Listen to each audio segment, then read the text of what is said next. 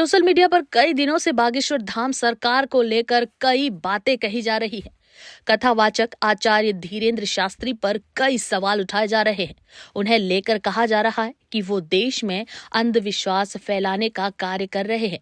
वहीं उनके पास कोई भी सिद्धि नहीं है, बल्कि वो लोगों की भावनाओं के साथ खिलवाड़ कर रहे हैं।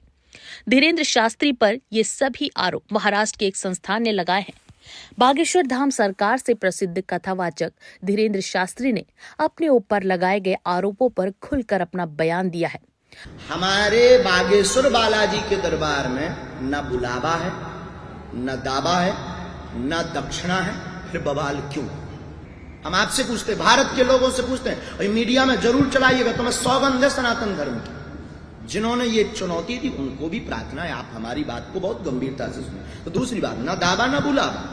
तीसरी बात, हम अंधविश्वास कब फैला रहे? जब दक्षिणा ही नहीं लेते। तो अंधविश्वास कैसा?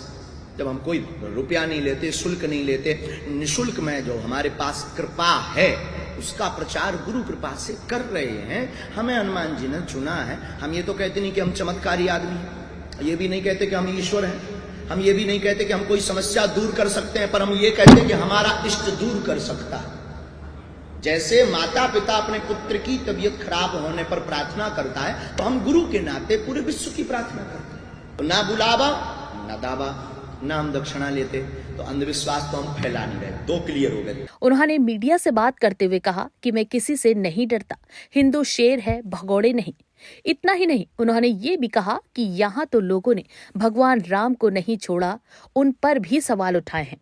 भगवान राम से उनके होने के लिए सबूत मांगा गया है। हम तो आम इंसान हैं, हमें क्यों छोड़ेंगे? वहीं महाराष्ट्र की संस्था अंधश्रद्धा उन्मूलन समिति के श्याम मानव ने धीरेन्द्र शास्त्री पर अंधविश्वास फैलाने का आरोप लगाया है। उन्होंने बागेश्वर धाम सरकार को चुनौती दी थी कि वो नागपुर में उनके मंच पर आए और अपना चमत्कार दिखाएं।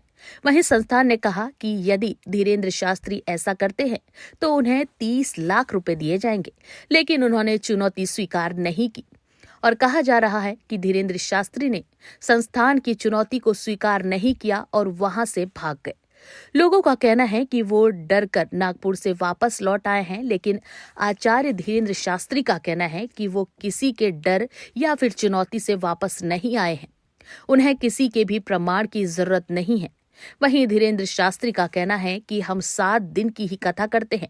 बागेश्वर महाराज का कहना है कि मैं चुनौती स्वीकार करता हूं, जिसे चमत्कार देखना हो वो बागेश्वर दरबार में आए। नागपुर में पहले उस पूरे विषय को हम क्लियर कर देते हैं और इसको जरूर उन तक पहुंचा दीजिए। हमारे पास तो उनकी चुनौती बाद में आई है, हमारी बात आपसे प्रार्थना पूरी मीडिया से। पहली बात तो ये प्रत्येक मीडिया वाले और प्रत्येक व्यक्ति और जो भी वो अमुक हैं तथाकथित, उनसे आई रिक्वेस्ट कि हम बीच में कथा छोड़कर भागे ये बोलना बंद कर दें। हमारी कथा 7 दिन तक की ही थी। उसका स्क्रीनशॉट 3 तारीख का न्यूज पर बागेश्वर धाम ऑफिशियल पेज पर 3 जनवरी को पहले से ही डेट घोषित कर दी थी कि हम केवल 7 दिन की कथा करेंगे, क्योंकि हमारे गुरुदेव का जन्मोत्सव था। और आगामी सभी कथाएं 7-7 दिन की 2-2 दिन घटाई गई, क्योंकि फरवरी में हमारे यहाँ यज्ञ है। वहीं उन्होंने ये भी कहा कि शाम यहाँ रायपुर आए, टिकट का खर्चा मैं दूंगा। बागेश्वर धाम सरकार ने अपने ऊपर लगाए गए आरोप पर कहा कि हम दावा नहीं करते कि हम आपकी समस्या को मिटा देंगे। हमें अपने ईश्वर पर पूरा विश्वास है। हमारे इष्ट लोगों की परेशानी और तकलीफ को दूर करते हैं। साथ ही उन्होंने ये भी कहा, क्या हनुमान जी की पूजा करना, उनका प्रचार करना गलत है? बागेश्वर धाम सरकार मध्य प्रदेश के छतरपुर जिले में स्थित है। बता दें कि बागेश्वर दरबार में लाखों की संख्या में श्रद्धालु अपनी अर्जी लेकर पहुंचते हैं।